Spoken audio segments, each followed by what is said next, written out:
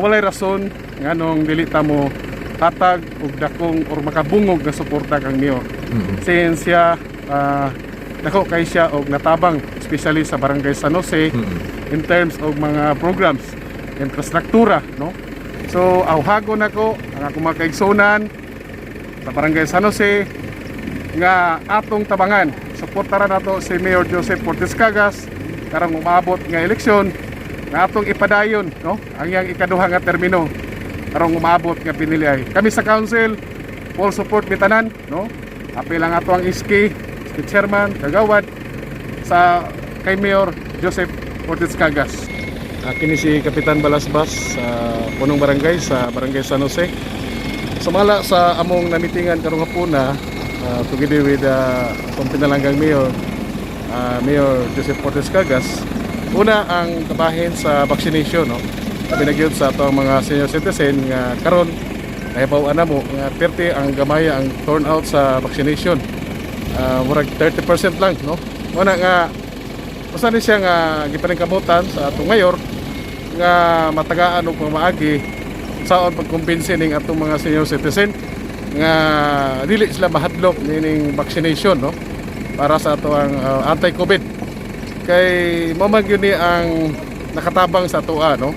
Sayod ko nga usa siya sa makatabang gyud para dili matakdan sakit nga COVID ning atong mga kaigsunan.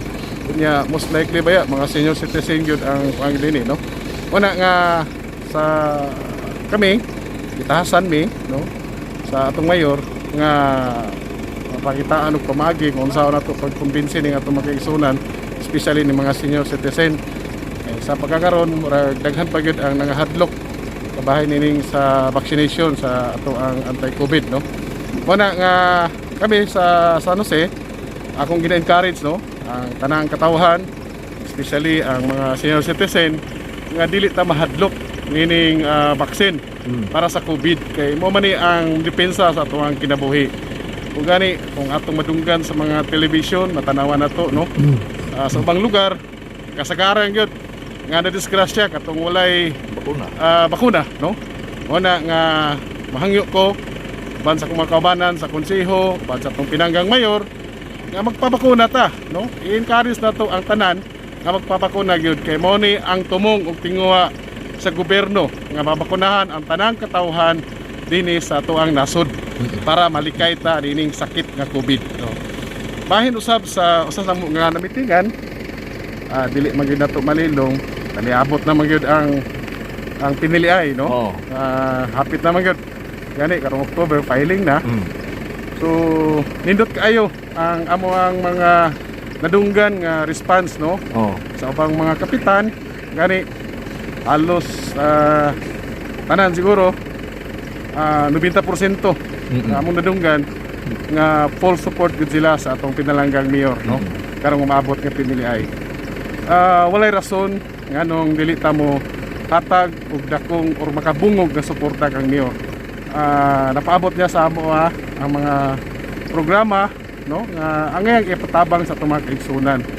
Gani bag-o lang implemented na nahuman na gyud ang ako ang daycare center 1 funded by the city government pinaagi sa tabang sa atong pinanggang mayor, no. Then napoy mosunod road concreting diya sa may Purok Acacia amounting 2 million pesos. And then after that napoy rehabilitation or kining renovation sa kuang barangay hall amounting 3 million pesos gyud, no. Ipananggamutan gyud ni mayor nga matagaan og budget para gyud ma-repair or ma-renovate ang akong barangay hall, no. Then aside that ano na po tay additional nga mga street lights nga gihatag si mayor para mapasugaan tong mga purok nga wala pa suga, no, sa mga poste. So nag-additional ta og murag 50 sets nga lead nga suga para mabutangan gyud og suga ang atong mga kaigsunan, especially sa mga nit nga lugar diya sa atong purok, no. Daghan ang mga programa nga gipaabot dito sa barangay pinaagi sa tabang sa atong mayor.